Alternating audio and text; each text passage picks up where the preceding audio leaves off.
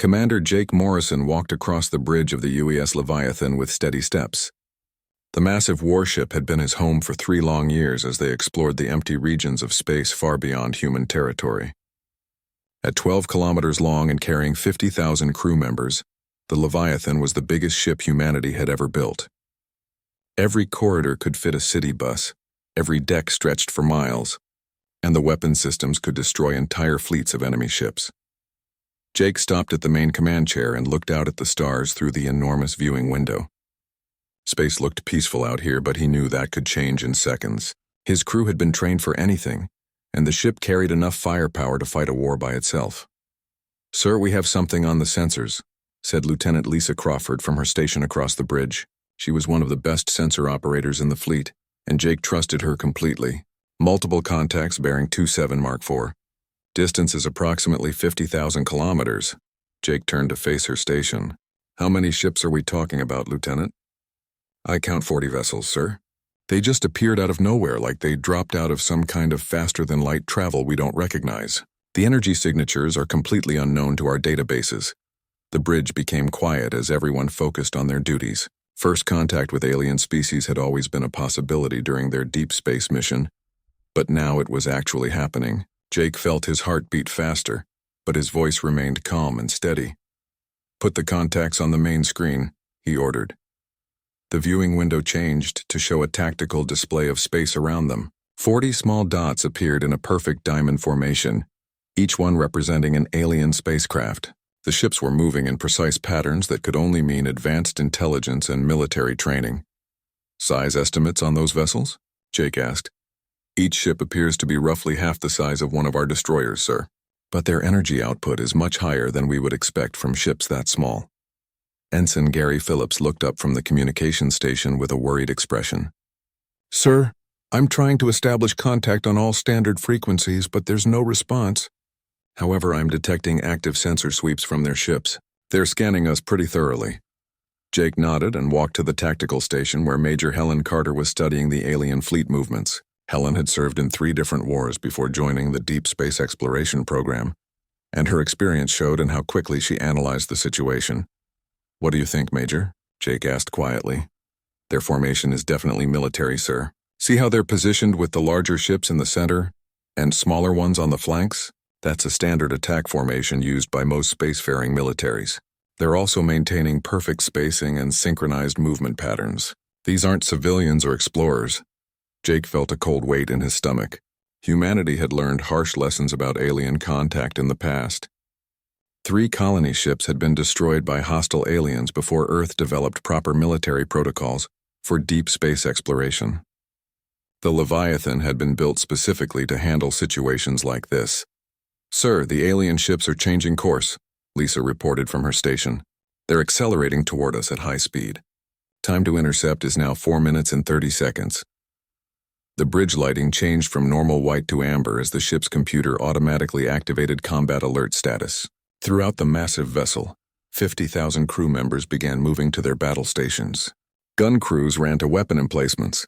Damage control teams prepared emergency equipment, and fighter pilots sprinted toward their small attack ships in the launch bays. Jake activated the ship-wide communication system. His voice would now reach every person aboard the Leviathan, from the engine rooms deep in the ship's belly to the observation decks near the nose. "All hands, this is Commander Morrison. We are currently facing what appears to be first contact with an unknown alien species. Their intentions are unclear, but their approach suggests possible hostile intent. I want everyone to remember that we represent all of humanity today. Our actions in the next few minutes may determine whether humans and this alien species become friends or enemies.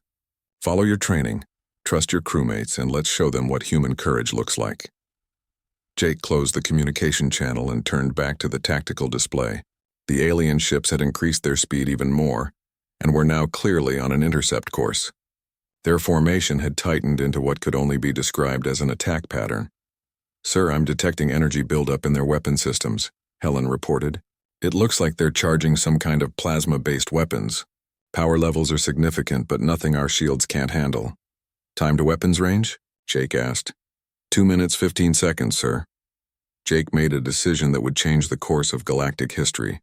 "Tactical, bring all defensive systems online. Raise shields to maximum power. Charge the main railgun batteries, but do not extend weapon ports yet. I want them to see that we're ready to defend ourselves, but I don't want to appear overly aggressive. Aye, sir. All defensive systems are now active. Shield generators are at full power.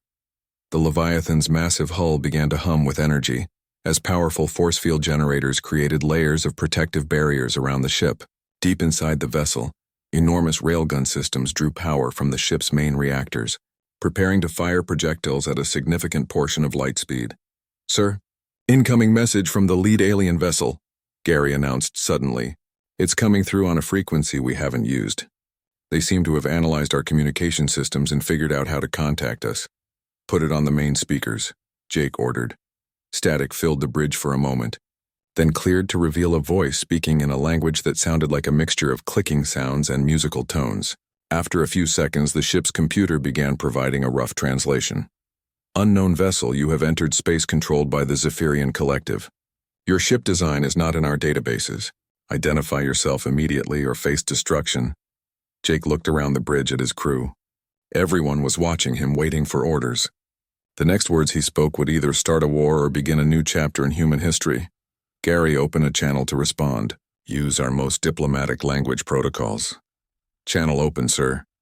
Jake took a deep breath and spoke clearly. This is Commander Jake Morrison of the United Earth ship Leviathan. We are explorers from the human species and we come in peace. We did not know this space was claimed by your people. We are willing to withdraw if you prefer, but we would welcome the opportunity to establish peaceful relations between our species. The response came back almost immediately, and the computer's translation sounded much more aggressive than before. Human vessel, your ship is far too large and heavily armed to be a simple exploration craft. No species builds vessels of such size without aggressive intentions. You will surrender immediately and submit to boarding, or we will disable your ship and take it by force. The alien fleet was now only 30 seconds away from weapons range. Admiral Kethvar stood on the command deck of his flagship and stared at the massive human vessel through the main viewing port. In his 300 years of military service across dozens of star systems, he had never seen anything like it. The ship was enormous, stretching across space like a floating city made of metal and weapons. His own flagship was considered large by Zephyrian standards, but it looked like a small fighter craft compared to this human monster. The other ships in his fleet were maintaining perfect formation as they approached the alien vessel, but Kethvar could sense uncertainty from his crew. They had dominated this region of space for over 1,000 years, crushing any species that dared to challenge Zephyrian authority. Their plasma cannons could slice through the strongest armor, and their quantum torpedoes could destroy entire fleets in minutes. No enemy had ever survived a full assault from a Zephyrian battle group. Admiral, our scanning is complete, reported his tactical officer from across the bridge. The human ship appears to have extremely thick armor plating, but we cannot detect any obvious weapon systems. There are no visible gun ports, missile tubes, or energy weapon emplacements. Kethvar nodded slowly. This made sense to him. The humans had probably built one massive transport ship to carry their entire civilization through space, hoping that its size alone would intimidate potential enemies. It was a foolish strategy that many primitive species had tried before meeting the collective's military forces. What about their defensive capabilities? Kethvar asked. We detect some kind of energy shielding system, but the power levels are not particularly impressive. Our weapons should be able to penetrate their defenses without difficulty. Kethvar's scaled face showed satisfaction. Signal the fleet. Move to standard intimidation formation. Charge all weapon systems to full power, but do not fire yet. Most species surrender when they see what they are facing. The 40 Zephyrian ships moved with perfect precision, spreading out in a pattern designed to surround the human vessel from multiple angles. Each ship activated its weapon systems, causing brilliant blue energy to pulse along their hulls as plasma cannons and torpedo tubes prepared for battle. The formation was beautiful and terrifying, a display of military power that had brought dozens of species to their knees. Kethvar expected the humans to immediately begin broadcasting surrender messages or requests for mercy. Every other species had done exactly that when faced with collective superiority. Some had begged, others had tried to offer tribute, but all had eventually submitted to Zephyrian authority. Instead, the massive human ship simply continued floating in space, making no attempt to flee or surrender. Admiral, "They are not responding to our show of force," his communications officer reported. "In fact, they appear to be powering up some kind of massive energy systems. We are detecting power surges throughout their vessel." Kethvar felt his first moment of concern. "What kind of power surges?" "Unknown, sir. The energy readings are unlike anything in our databases. Whatever they are doing, it requires enormous amounts of power." Suddenly, the space around the human ship began to shimmer and distort. Kethvar watched in growing alarm as massive sections of the vessel's hull began to move. Rectangular panels that had appeared to be simple armor plating slid open with mechanical precision, revealing the true nature of the human warship. Row after row of weapon emplacements emerged from what had seemed like an unarmed civilian vessel. Hundreds of missile tubes extended from hidden compartments, their dark openings pointing directly at the Zephyrian fleet. Enormous railgun barrels slid out from concealed positions along the ship's flanks, each one larger than Kethvar's entire command bridge. Energy weapon arrays unfolded from the vessel's superstructure like deadly flowers blooming in the darkness of space. "By the void," Kethvar whispered, his voice barely audible. "It is not just a warship, it is a mobile weapons platform." The transformation continued for several minutes as more and more armaments revealed themselves. Point defense systems emerged from every surface, creating overlapping fields of fire that could stop any missile or fighter attack. Launch bays opened to reveal rows of small attack craft ready for deployment. Massive turrets rotated with smooth mechanical precision, tracking the Zephyrian ships with obvious targeting intent. "Admiral, our tactical computer has finished analyzing their weapon systems," his tactical officer said in a shaking voice. "The preliminary assessment is that this single human vessel carries more firepower than our entire battle fleet." Before Kethvar could respond, the human communication system activated, filling his bridge with a stern human voice that spoke with absolute confidence and authority. "This is Commander Morrison of the United Earth ship Leviathan. You have 30 seconds to power down your weapons and explain your hostile actions, or we will consider you a direct threat to human space and respond accordingly." Kethvar felt something he had not experienced in over 2 centuries of military command: genuine fear. The human ship was not just larger than anything he had ever seen. It was clearly designed for extended warfare against multiple enemies. Every weapon system was positioned for maximum effectiveness. Every armor plate was angled to deflect incoming fire, and every section of the hull showed the kind of engineering that only came from fighting real wars against dangerous opponents. "Admiral, what are your orders?" his tactical officer asked quietly. Kethvar looked at the tactical display showing his 40 ships surrounding the single human vessel. On paper, they should have overwhelming numerical superiority. In reality, he was beginning to understand that his entire fleet might not be able to seriously damage this one enemy ship. "Sir, the humans are still waiting for our response," his communications officer reported. "Should we attempt to negotiate?" Kethvar was about to order his fleet to withdraw when his pride as a Zephyrian commander took control of his decision-making. The collective had never retreated from an inferior enemy, and he would not be the first admiral to show weakness in the face of alien threats. "Target their engine systems with our forward plasma batteries," he ordered. "Fire a warning shot. Show them that Zephyrian weapons can penetrate their defenses. Once they see what our technology can do, they will be more willing to negotiate." "Aye, sir." "Forward batteries are locked on target." Kethvar watched as his flagship's main plasma cannon charged to full power, its energy signature visible even to the naked eye as brilliant blue light gathered at the weapon's focusing array. The shot would be precisely aimed to disable the human ship's propulsion, without causing major damage or casualties. "Fire," he commanded. The plasma bolt streaked across space at nearly the speed of light, a brilliant blue star of superheated energy that could melt through several meters of military-grade armor. Kethvar watched with satisfaction as it struck the human ship's rear section exactly where their engines should be located. The plasma bolt hit the human vessel's shields and simply disappeared, absorbed by defensive systems that barely registered the impact. "Sir, our plasma cannon had no effect," his tactical officer reported in a stunned voice. "Their shields absorbed the entire energy discharge without any apparent strain." Kethvar stared at the human ship, realizing that he had just made the worst mistake of his long military career. Commander Jake Morrison watched the tactical display as the bright blue energy bolt from the alien flagship struck the Leviathan's rear shields. The ship's defensive systems absorbed the plasma blast without even a flicker, but Jake felt his jaw tighten with anger.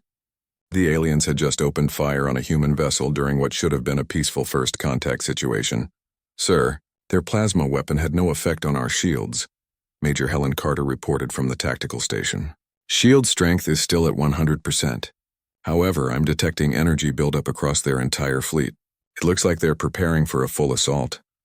Jake had hoped this encounter would end peacefully, but humanity had learned bitter lessons about showing weakness to aggressive alien species. 3 colony ships and over 15,000 civilians had died because Earth's early diplomats had tried to negotiate from a position of weakness. The Leviathan had been built to ensure that never happened again. "Communications, are they responding to our warning?" Jake asked. "Negative, sir," Ensign Gary Phillips replied.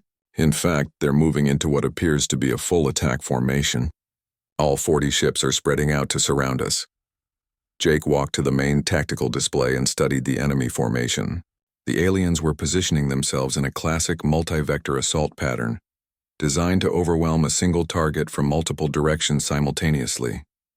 It was actually a smart tactical move against most opponents, but they clearly did not understand what they were facing.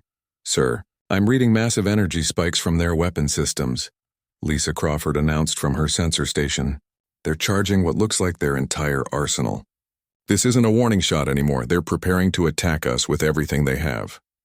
Jake made a decision that would echo across the galaxy for generations to come. He had tried diplomacy, he had tried warnings, and he had shown restraint even after being fired upon. Now it was time to demonstrate why humanity had survived 2 centuries of warfare against an artificial intelligence that had consumed half the known galaxy. "Major Carter, select one of their escort vessels," Jake ordered calmly. "Something small enough to minimize casualties but large enough to send a clear message. Target their propulsion and weapon systems only. I want to disable them, not destroy them." "Aye, sir. I have target lock on a vessel approximately 300 meters long, positioned on their left flank. Railgun batteries 7 through 12 are ready to fire." Jake took one last look at the alien fleet, hoping they would see reason and stand down. Instead, he watched as more and more weapons came online across their formation. They were clearly committed to fighting, despite having no idea what the Leviathan was capable of. "Fire," Jake commanded. The Leviathan's response was swift and absolutely devastating. 6 electromagnetic railgun rounds, each weighing several tons, launched from the ship's forward batteries at 12% the speed of light. The tungsten projectiles crossed the distance to their target in less than 2 seconds, moving so fast they appeared as brief streaks of light against the darkness of space. The targeted Zephyrian escort vessel simply ceased to exist. The kinetic energy released by the impact was equivalent to several nuclear weapons, instantly vaporizing the alien ship and creating a brief new star where it had been floating moments before. The explosion was visible from hundreds of kilometers away, a brilliant flash that lit up the surrounding space. "Direct hit," Major Carter reported unnecessarily. "Target destroyed." Jake felt a wave of regret wash over him. He had intended to disable the alien ship, not completely annihilate it. Human railgun technology had been designed to punch through the heavy armor of AI warships, and he had forgotten how much more fragile normal alien vessels might be. The effect on the alien fleet was immediate and dramatic.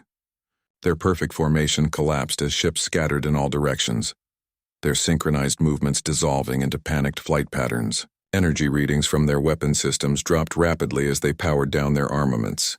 "Sir, we're receiving multiple communication attempts from the alien fleet," Gary Phillips announced. "They're broadcasting on every frequency we've shown them and several we haven't. Priority signals are coming from their flagship." "Put their leader through on the main screen," Jake ordered. The bridge's main viewing window flickered and changed to show the interior of an alien bridge. Jake found himself looking at a reptilian humanoid, whose green scales were rapidly shifting to pale yellow. The alien's large eyes were wide with what could only be described as terror, and his hands shook as he operated his ship's communication controls.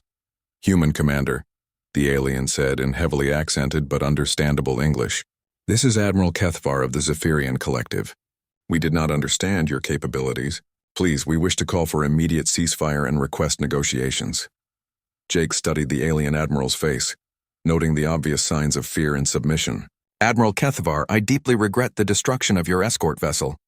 Our intention was to disable it, not destroy it entirely. However, you opened fire on our ship during what should have been a peaceful first contact. The alien admiral's scales shifted to an even paler shade of yellow. Opened fire? Commander, we had not yet fired our weapons. We were merely charging our systems as a demonstration of force. Jake paused, suddenly realizing the cultural misunderstanding that had led to this tragedy. In human military doctrine, targeting another vessel with charged weapons was considered an act of war. The aliens might have intended it as mere intimidation. Admiral in human space pointing charged weapons at another vessel is considered a direct attack, Jake explained carefully. We responded according to our defensive protocols. The alien's scales suddenly shifted to deep blue, a color that seemed to indicate shock or profound distress. Commander Morrison, you must understand that no species in this region of space possesses weapons of such power. Our plasma cannons and quantum torpedoes are considered the most advanced military technology in the galaxy. What you just demonstrated is beyond anything we thought possible. Jake looked around his bridge at the faces of his crew. They were all watching him, waiting to see how he would handle this first contact situation that had gone so terribly wrong. Admiral Kethavar, humanity has been fighting a war for survival for over 200 years, Jake said quietly.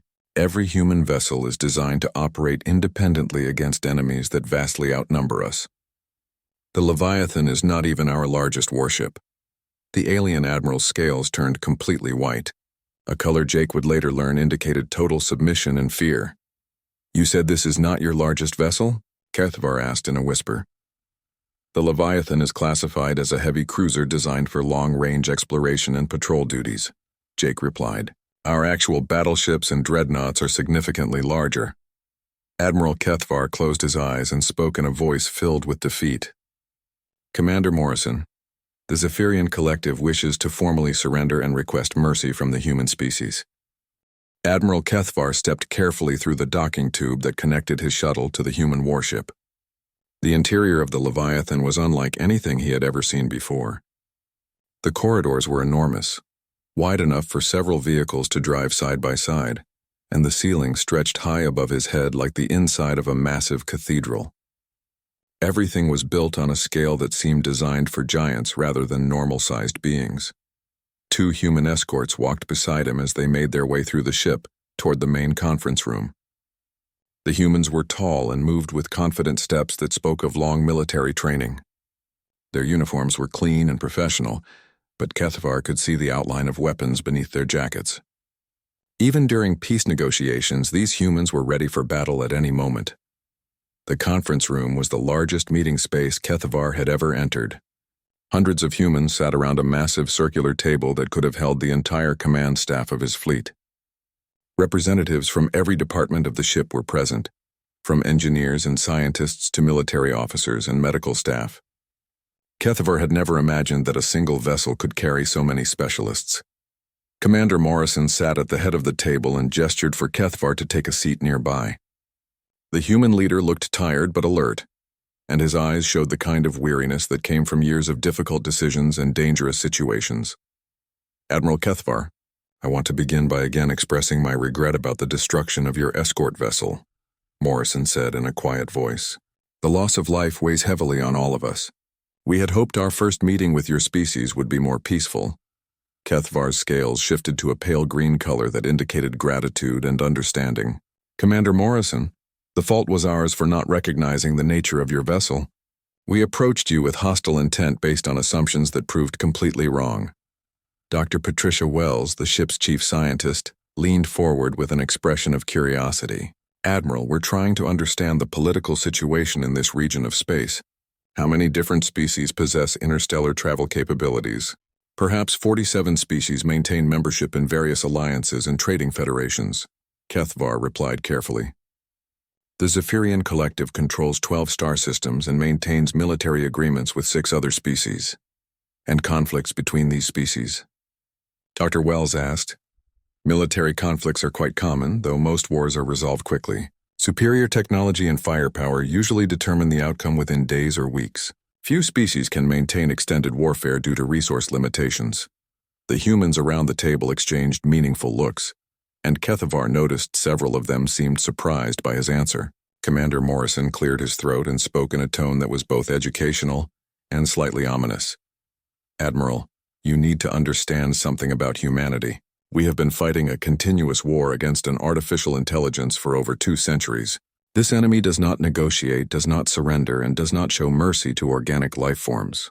Every human vessel that leaves our home system is designed for extended combat operations against an opponent that vastly outnumbers us. Kethavar felt his scales begin to shift toward white again. 200 years of continuous warfare? Every human ship, Morrison continued, is built to survive in hostile space for years without resupply or support. We design our vessels to operate independently, to repair themselves from raw materials, and to engage multiple enemies simultaneously while maintaining full combat effectiveness. Major Carter activated a holographic display in the center of the table, showing technical specifications for the Leviathan. The numbers were staggering. The ship carried enough ammunition to fight continuously for 3 years. Manufacturing facilities that could build replacement parts and weapons, and defensive systems that could withstand sustained bombardment from entire fleets.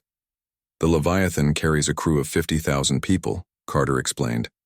20,000 are military personnel, 15,000 are engineers and technicians, 10,000 are scientists and researchers, and 5,000 are civilians, including families and support staff.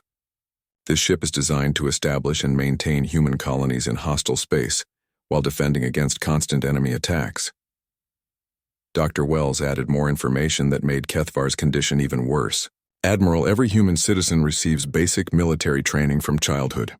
We don't have separate military and civilian populations like most species. When we explore new regions of space, we bring entire communities prepared to defend themselves against any threat. Kethavar stared at the holographic display showing the ship's capabilities. You're telling me that your entire species is organized for total war?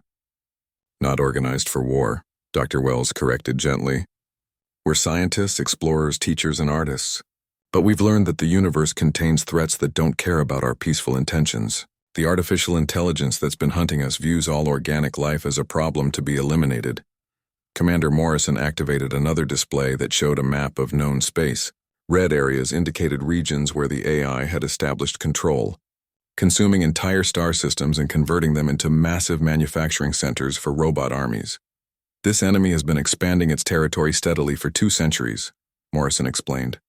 Our calculations show that it will reach this region of space within 50 years, possibly sooner. Every species in its path faces complete extinction. Kethavar studied the map with growing horror. The red zones covered nearly half of the displayed area, and the expansion pattern suggested systematic conquest rather than random attacks. What do you want from us? Kethavar asked quietly. Right now, nothing, Morrison replied. We're here as explorers and potential allies, not conquerors. But when that artificial intelligence arrives in this region, we hope you'll consider standing with us against an enemy that threatens all organic life. The holographic display changed to show battle simulations of AI fleet movements. Kethavar watched entire star systems go dark as waves of robot ships overwhelmed planetary defenses and consumed all available resources. How do you fight against something like this? Kethavar asked. Very carefully and with a lot of help, Morrison said with a slight smile. Admiral, the Zephyrian Collective has advanced technology and experienced military forces. Your plasma weapons and quantum torpedoes would be valuable assets in the coming conflict. Dr. Wells pulled up another display, showing human fleet compositions. We've learned that diversity in tactics and technology gives us advantages against an enemy that adapts quickly to new threats. Different species bring different approaches to warfare. Kethavar looked around the table at the faces of the humans gathered there. They were calm and professional, but he could see the determination in their eyes. These people had been fighting for their survival for generations, and they had developed both the technology and the mindset necessary for that kind of extended conflict. Commander Morrison, if we were to join this alliance against the artificial intelligence, what would that mean for the collective? It would mean preparing your people for a war unlike anything your species has ever faced, Morrison replied honestly. It would mean sharing technology, coordinating military strategies, and possibly evacuating civilian populations from border systems. Kethvar closed his eyes and made a decision that would change the fate of his entire species. Admiral Kethvar stood on the observation deck of the newly constructed Galactic Defense Station and stared out at the most incredible sight in known space. 6 months had passed since his first encounter with the human warship Leviathan, and everything had changed. The station itself was a marvel of combined engineering, built using technology from 17 different species working together under human coordination. Through the massive transparent aluminum windows, Kethvar could see the human Third Fleet arranged in perfect formation. 12 Titan-class warships hung in space like sleeping giants, each one larger than the Leviathan that had shocked him so completely during first contact. Behind them, blocking out entire sections of stars, was the massive bulk of the UES Colossus, humanity's newest dreadnought-class vessel. The Colossus stretched 25 kilometers from bow to stern and carried a crew of over 200,000 humans. Its weapon systems could destroy entire moons. Its manufacturing facilities could build smaller warships from raw asteroids, and its defensive shields could withstand direct hits from planetary bombardment weapons. Kethvar had learned that humanity considered it a medium-sized vessel, designed for defensive operations. "Still impressive, isn't it?" said Admiral Morrison, walking up behind him. The human commander had been promoted after successfully establishing peaceful contact with 43 different species across this region of space. His diplomatic skills had proven as valuable as his military capabilities. "Terrifying would be more accurate," Kethvar replied honestly. "When I first saw the Leviathan, I thought it represented the absolute peak of military engineering. Now I understand it was just your advanced scout." Morrison chuckled and joined Kethvar at the window. "Actually, we've been showing considerable restraint. The Colossus is impressive, but the real defensive fleets are still positioned in human space. The ships you see here are specifically designed for operations in Allied territory, where diplomacy is as important as firepower." Over the past months, the human approach to first contact had evolved significantly. Instead of arriving with overwhelming displays of force, they now sent small diplomatic vessels accompanied by just enough military escort to ensure respect without causing panic. The strategy had worked perfectly, bringing dozens of species into what was now called the Galactic Defense Initiative. "Admiral Morrison," came a voice over the station's communication system. "Priority message from the outer monitoring posts." Morrison touched his communication device. "Go ahead, Lieutenant." "Sir, we're receiving long-range sensor data from the automated surveillance platforms in the border systems. The artificial intelligence fleets have been detected. They're moving faster than our previous estimates predicted." Kethvar felt his scales shift to pale yellow as fear gripped him. "How much time do we have?" "Based on current movement patterns, the AI Vanguard forces will reach the outer systems of this region within 18 months, the communications officer reported. "That's nearly 2 years ahead of our original schedule." Morrison's expression became serious and focused. "Signal all Allied fleets and defense installations. Begin immediate implementation of Operation Unity. All species are to move to enhanced readiness status." Throughout the star system, human vessels immediately began launching construction drones and mobile manufacturing units. Within hours, they started converting nearby asteroids into automated defense platforms and began producing additional weapon systems. Kethvar watched in amazement as empty space transformed into a fortified military zone with frightening efficiency. "Admiral Morrison," Kethvar said quietly, "my species has an ancient saying about warfare. We believe that the void of space tests all things, but some things are strong enough to test the void in return. I think I finally understand what our ancestors meant." Morrison smiled, but his eyes remained focused on the tactical displays showing preparations throughout the Allied systems. "Admiral Kethvar, humanity learned a long time ago that the universe doesn't care about fairness or justice. It only respects strength and the willingness to use that strength to protect what matters." Alert signals began, sounding throughout the defense station as military personnel from dozens of species moved to their battle positions. Representatives from the Zephyrian Collective, the Altarian Federation, the Crystalline Communes, and 40 other governments worked together at combined command stations, sharing information and coordinating defensive strategies. "Sir, incoming message from Earth Command," the communications officer announced. "The human government is authorizing the deployment of additional resources to this theater of operations."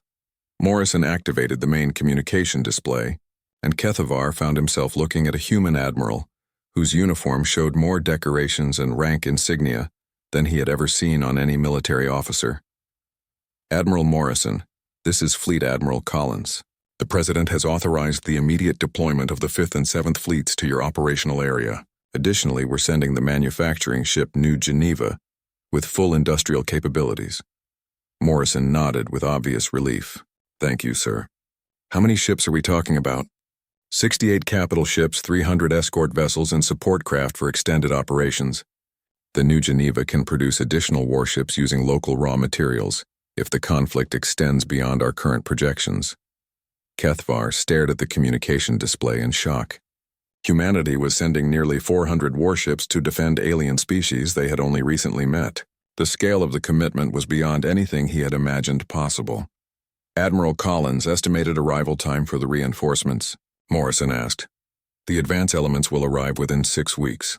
The main fleet will be fully deployed within 4 months. After the communication ended, Morrison turned to address the mixed group of alien representatives gathered in the command center. Officers from dozens of species listened as he outlined the defense plan that would determine the survival of organic life in this region of space.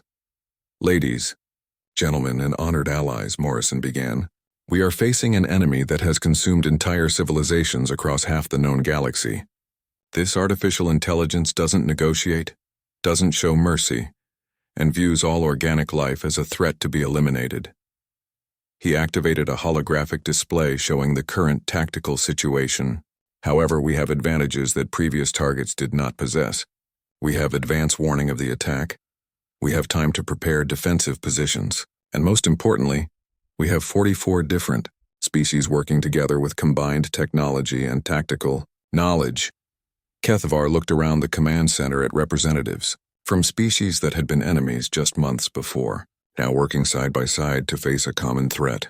The humans had accomplished something that centuries of diplomacy and warfare had failed to achieve: true galactic unity. The age of isolated species fighting alone is over, Morrison continued. Today we begin the age of galactic cooperation. When the artificial intelligence arrives, it will face not scattered, frightened civilizations, but a united front of organic life determined to survive. As warning alerts continued to sound throughout the station, Kethavar realized that first contact with humanity had indeed left the galaxy in shock. But perhaps that shock was exactly what the galaxy needed to face the darkness that was coming for them all.